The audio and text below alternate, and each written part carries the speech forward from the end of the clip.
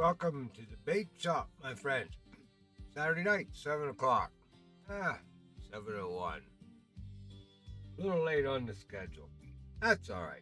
We got time tonight. Well, tonight's bait shop's going to be a little different because we don't have any missions.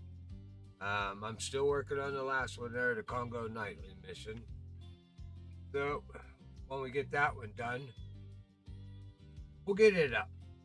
For now, I thought tonight what we'll do is each night we go fishing. Each Saturday night we go fishing with Buck at 8 o'clock. So we pick a waterway there. We go after a certain fish. So I thought what we do until we get a new mission that we can talk about in the bait shop.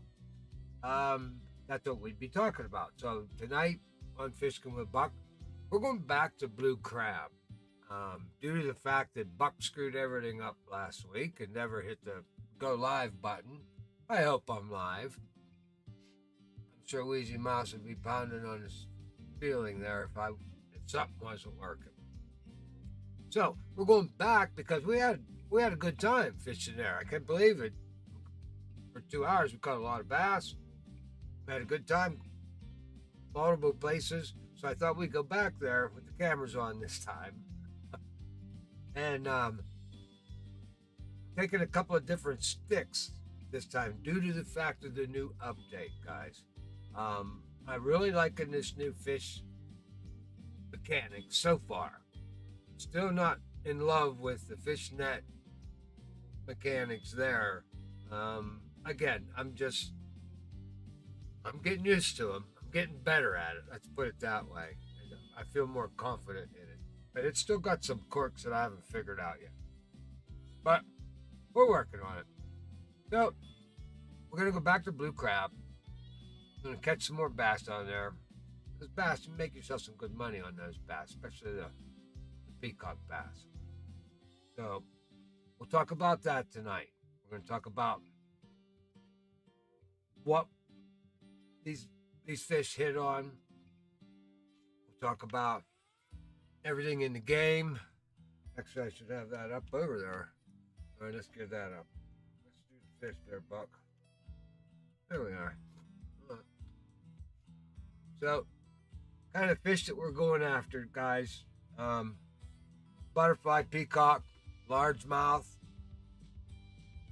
shoal, and a speckled peacock. Those are what blue crab have down there. And of course, like I talked about before, if you look in the description, I left a link down there for, I believe it was the August 26th bait shop. That was when we were doing the Trophy Bass 3 mission. And it was all about the South American peacock bass. And as I said there, they're not really a bass. The peacock bass are not really bass. They're cichlids. But they got introduced down into Mississippi, Florida, and Georgia in the early 80s. So we have them down there, and they're part of the bass family that we adopted them. So, and they're hellacious fighters, that's for sure. Lot of fun fighting them in the game. I have not latched onto one in real life. I got a lot of buddies that have caught them. Unfortunately, I haven't had the opportunity yet to latch onto one of them guys. I can't wait. I will get that done. That's on my bucket list. So we're going to talk about that tonight. Let me throw up the baits up there, Buck. Where's my baits at? There we are. Yeah. Now, these guys in Fishing Planet, not very many live baits. I mean, I think there's 4. Small minnows, shiners, the butterfly peacock will hit on leeches, and the speckled peacock hits on large minnows, other than the shiners and the small minnows. So that's pretty much as far as your live baits go that you've got for these 4 fish. Now, let's go ahead and throw up some tackle there, bucks. Throw that up. All right, now, as far as lures go, there's a lot of them. I mean, these guys hit on just about everything in your tackle box, and from casting spoons to spinner baits, to bass jigs, crankbaits, poppers, frogs, walkers, soft baits. They'll hit on soft worms, newts, and crayfish. So you can fish for bass a lot of different ways. Combination of baits.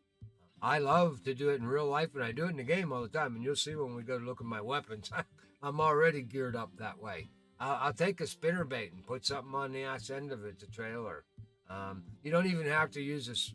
You don't have to use the skirts that come on a spinner bait either.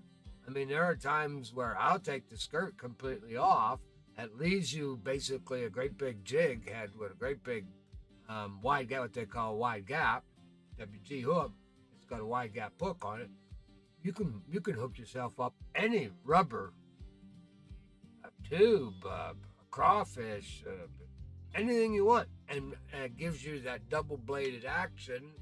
So it doesn't always have. You don't always have to hook it up something behind a skirt. Like I said, you can replace the skirt, or you can go with like I've got hooked up tonight. I run I'm running a nymph off the back of a spinner bait. That's one of my setups that I'm running. So they'll hit on a lot of different things. The bass will. They're finicky.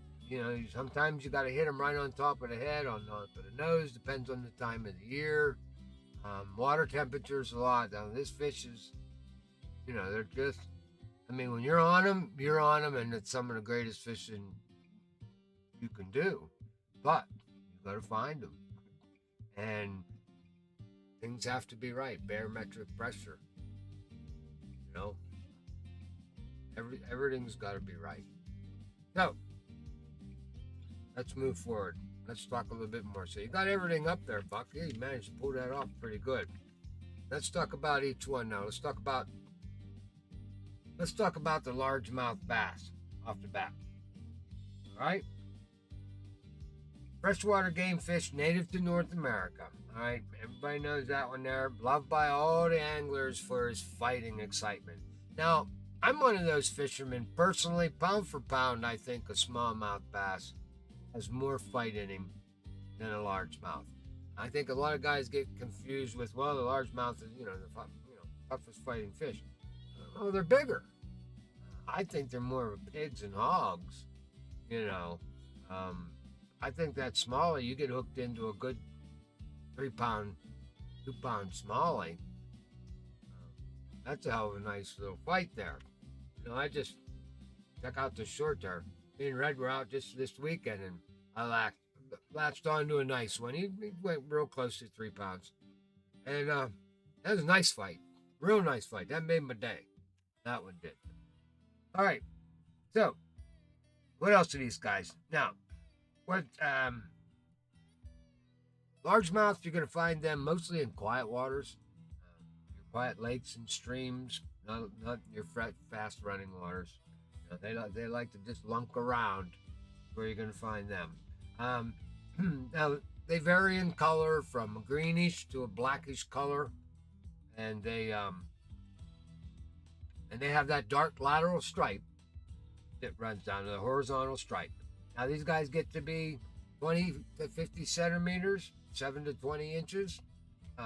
Get to be 0.6 kilos up to 1.8 kilos, or 1 pound, 1 to 4 pound, somewhere around there for a largemouth bass.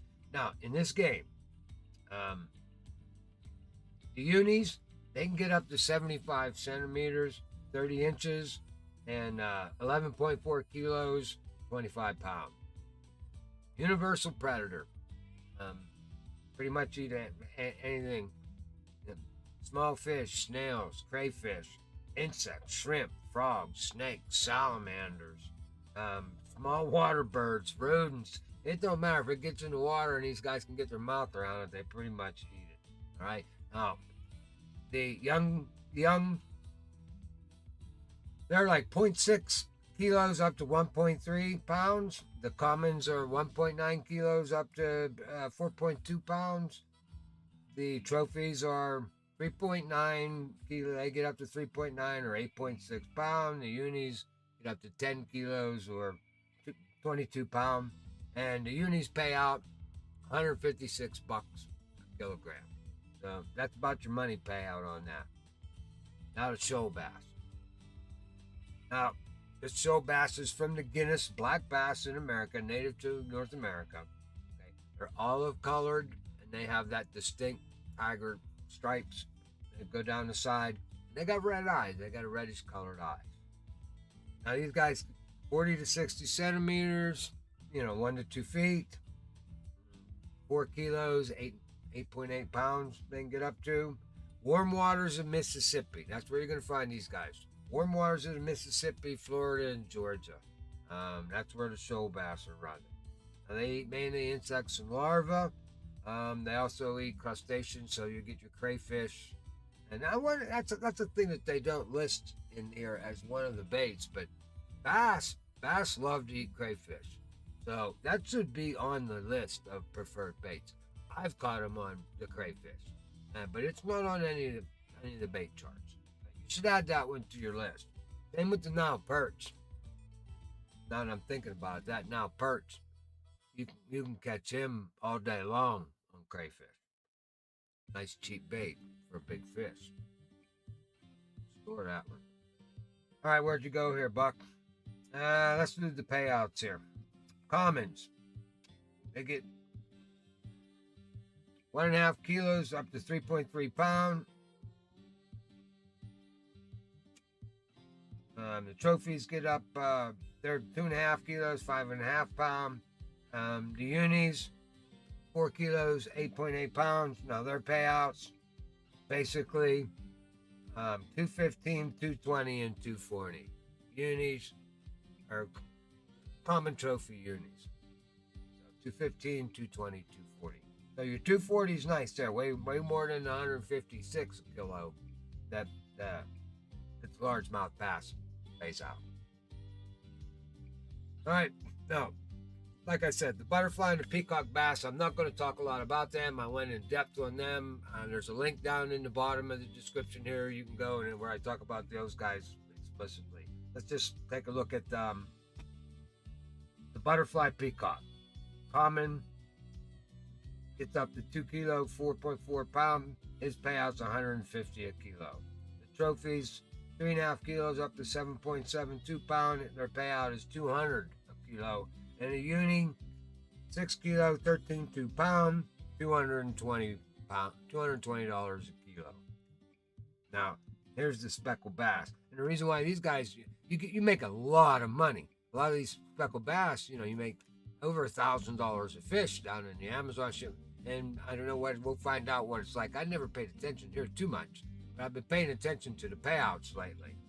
And I know you can go down there and catch speckled peacock bass and arapaimas and get real rich down in South America. I did it the other day, one of my highest days, and because I don't fish for the speckled peacock bass often, and I purposely went out and I fished for a lot of them and caught a lot of them. And when I added that to my normal nightly routine of arapaimas, I was way over my normal limit. I normally average, I think, where were we at down there? I think it was on the Amazon. It was either the Amazon or on Valley River. I can't remember which one I was on. But I normally run about 72,000 a day, per net, because I leave when my net's full. And I made something like 147,000 chasing peacock bass and arapaima. So, something to think about. I think, another good way to make a lot of money real fast, because those peacock bass, you can pick them up rather quickly and catch them throughout most of the day. So something to think about there, folks. All right, so the speckled peacock bass. Now he pays out again. He's just like the butterfly. The payouts are the same. The only difference there is these guys, as far as weights go, The commons get up to 7.7 pounders, 14 pounder for a trophy, 22 pounder, 10 kilos for a uni. So you get that 20 pounder at $220 a kilo. There's your $2,200 of fish right there. $2,000 a fish, not too shabby. So that's those guys. Now let's talk a little bit. Let's go over Buck. Your next screen ready to go. Ha ha ha! I knew that wasn't going to be too nice, was it? Shift A. Yes. Why isn't that working? Oh, now my screens aren't working. Don't tell me my quick keys aren't working. There we are. There we are. Nope, that's why it's not working. Me. Stay over here, man. There we go. No, let's go live. That's what I wanted to do. Go A. Oh boy, that's not what we wanted to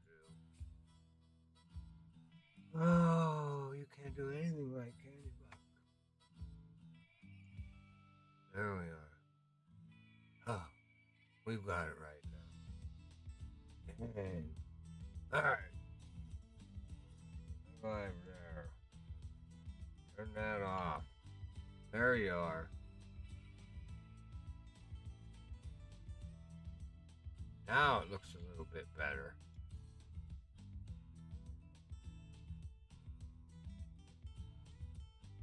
All right, the sticks that we are taking down here to Blue Crab. Now, guys, I always have my Omni float with me in first position, and I usually have some type of telescopic flipping stick. So, number 3, with it being Halloween, it's the month of October. I figured, what bait did you use to catch the huge Molly the other day in real life? Aha!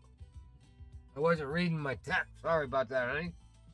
Actually, the bait that I used was what's called a Hottentot. It's actually a medium diving gold with a black back top on it. 2-aught hooks, and that's what grabbed that smallie. All right, back to our weapons here. Okay, slot 3. Halloween. I'm taking the Spooky Spin 8.6. He's a 19.8 pound pole. Medium fast. So he's all right. Medium fast, all right for bass. We're not fishing for trout. So that'll handle it okay. We can throw 5/7 to 1 3/4 ounce on this guy. Not a problem there. Okay. Now, what I liked about this guy, two-piece stick, but he has 10 guides. It makes pretty good accurate casting. All right, and the reel we got on him. Now it comes with the Ghost Reel 4000, so that's 29.5 on the recovery. It's almost 30, 19.8 pound. So we got a 19.8 pound reel, 19.8 pound engine, very well balanced. And of course, Buck throws 25 pound test. I didn't put that on there. That's the way it came from the DLC guys, which I love. So that proves my point all along that that's a 19 pound, 19.8, 20 pound reel, a 20 pound rod, and they sent it with 25 pounds. That's 5 pounds over. Now, I say go 3 or 4 pound and you're safe. Now, what this is going to do is this is going to wear out the stick a lot faster. It'll wear out the reel faster. But that's the way they shipped it. I like sticks that are built that way, so I use it that way, and I love it.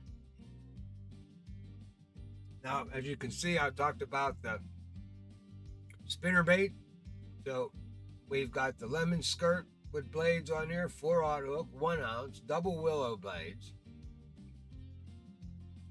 So, I'd like to have a willow and maybe a Colorado blade on there would be nice, but double willows are all right. That's good for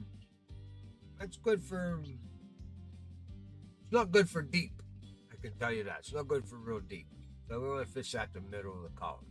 And of course, I got a nymph, 2-inch green and yellow nymph on here. All right, so that's what. And this guy, this is for the big ones. Actually, this is for like the speckled. Everything will be handled by this jig winner, really, to tell you the truth. So my other winner is the jig winner 810 with a breamer. That's 13-pound stick, 14-pound engine, and 15-pound test. And I got him hooked up with a pumpkin melon, 1/3 ounce, 3/0, and a number 2 chocolate, 2-inch chocolate bar. And that's what we're going to fish tonight with. We're going to be in blue crab, so we got to make some money, obviously. So I also bring in. I have yet to fish with this stick. That's why it's in the backpack, fellas. I was going down through there saying, boy, I need at least a majesty or I'm going to get beat up. If we go fishing for some of that bigger fish, the tarpon and such, for money later on. But I was looking at this stick. It's 45 pounds. It's got a 42-pound engine on it. And what are they running? They're running 41/2 string on it. So I'm like, all right, let's go give it a whirl at blue crab. Put it to the test, see how it does. I'm also bringing the deep diver, which is a perfectly balanced weapon. 70.5 on the stick, 70.5 on the engine, 70.5 on the string. Perfectly balanced. We're going to bring him. I don't want to go overpowered because with the new fish mechanics and the new XP stuff, it's even more important to stay balanced, like I always did. I've been carrying those McConzies everywhere I go just because I know I can handle anything, anywhere, anyway, and I don't really care about. I hadn't been worrying about the XP. However, with the new update, I'm testing around good, so I want to bring balanced sticks, something that's a little not overkill for blue crab. So I brought a 70-pound stick, and then because it's Halloween, I threw in the bottom rod that they give us in the Halloween package.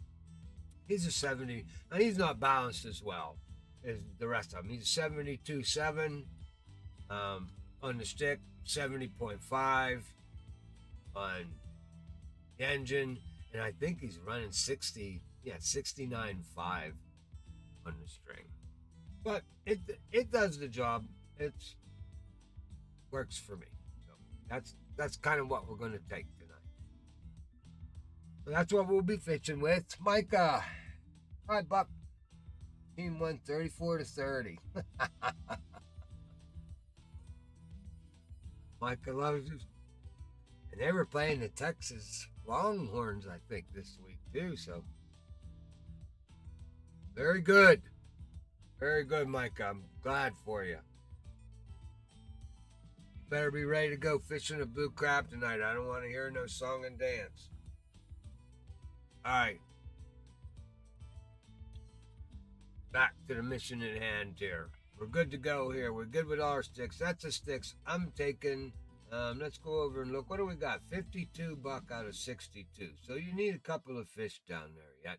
We'll go down there. Remember, guys, when we're in blue crab, before you leave, make sure you stop by the store. Say hello to Ellie Mae and pick up on some shiners because they're always on sale down here for $100 off. So make sure you get your shiners while we're at blue crab before you go back home. All right, I think we got everything there, Buck. We need to get a license and that nature there. You better go check, make sure you have the right boat for blue crab. Okay, yes, that'll work. That's good. And we got our little guys there. We're not worried about them. I think we're okay with everything. All right, guys. Check your notes. Did you cover everything you wrote down you wanted to cover? Yes. All right.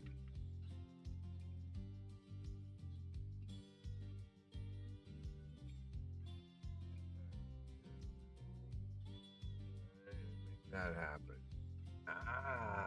There we feel you did it, Buck. All right. So I'm going to leave you guys with tonight's Buck's IRL tip. The tip is on largemouth bass fishing, guys. Now, when you're from midsummer to the end of September, which that's kind of where we're at. We're just into October now. What we're finishing up here. If you guys are still out there bass fishing, the bass follow the schools of bait fish, and those bait fish are moving unpredictably all around the lakes, the reservoirs, and you need to know two things about that at this time of year if you're chasing bass. Okay, number one. Fish usually suspend this time of year 8 to 12 feet, 8 to 12 feet deep over much deeper water. So look for your bass in 8 to 12 feet deep water in like 30 to 40 feet of water. That's where they're going to be. All right, now, the other thing, look for isolated clumps of submerged trees. Flooded timber, okay, near points, all right, over points, near drop-offs, because what that does, they serve as resting stations and snack joints, okay, for these big bass that are chasing these bait fish all over the reservoir. So anytime you can see, and if your waterways are like ours right now, a lot of them, they drained them down even further than they were at the beginning of the year. I guess getting ready for the snow. Oh, I don't know why. Well, we damn near ain't got no water to put a boat in anywhere. I mean, one of my biggest lakes that I fish on, Red and I were out there, and we were stuck with the main marina by the dam. That you need a team of Clydesdale, Budweiser Clydesdales to get you up out of the boat ramp. It's so damn steep. And then the water's down some 30, 35 foot. Anyway, we got her in the water. But what you want to look for is these submerged trees, particularly conifer trees, your pine trees that have a lot of horizontal branches that are submerged in these reservoirs. And now that the waters are down, you can kind of see a lot of them. You can see the tops of the trees sticking up out of the water, where you normally didn't think there was a tree there before. Well, those are submerged trees, standing trees. They hold fish. Get your rubber worm, get your St. Carolina rigs out, get your Texas rigs out. Fish a worm down in those branches along those trees. That's where you're going to find fish. Work the trees at all the right depths, and you will consistently catch fish when nobody else is finding any fish. You'll consistently. And that's where that's at this time of year, that's where those fish are hanging out. Okay? Let it fall. 9 times out of 10, that bass is going to hit that worm on the way down. A nice 10-inch worm, probably is what you need, 3/16 ounce bullet sinker on it, and some heavy gear. Now, you want heavy line, because when you're fishing these trees, especially if it's a pine tree, the minute you get hooked up, that hook, you got to yank that fish up out of there. If he gets 1 or 2 little turns in amongst those branches, you're done. You're done. All right? So remember that. There, with all good fishing comes the cons, too. And so you kind of, when you're going after them, if you're going to fish that standing timber, and you're going to run worms down along the side and in them branches, make sure you got some taut line on there, some good heavy-duty line. Do not play with that fish. Drop that worm down there. Jig it at different levels. So it drop to 1 foot, and you can jig it with your finger with an open reel. Let it fall, and just kind of pull with your finger a little bit as it's falling down. And just, let that worm naturally float down through there. You're going to get hooked up. And when you do, make sure you get him up out of there quick. Don't play around. This ain't time to be finessing and going for your camera. And let's see how long we can fight this one. Because you won't fight him long. He'll get wrapped around a few of them horizontal branches, and you're done. All right, guys. That gets us. It's 8:30. 7:30, Buck. You can't see. we'll be back at 8 o'clock. We got everything ready to go for the fishing trip. I got to pack my cooler, get a license, get some gas in the boat, and we'll be heading out. Thank you guys for watching. Remember to hit that like button and subscribe. Getting better. Come on, guys. A little harder, a little harder. I know there's a lot of you guys out there watching these videos that haven't hit that subscribe button yet. Come on, join the party. It won't kill you. Never, ever give up the fight. We'll see you later.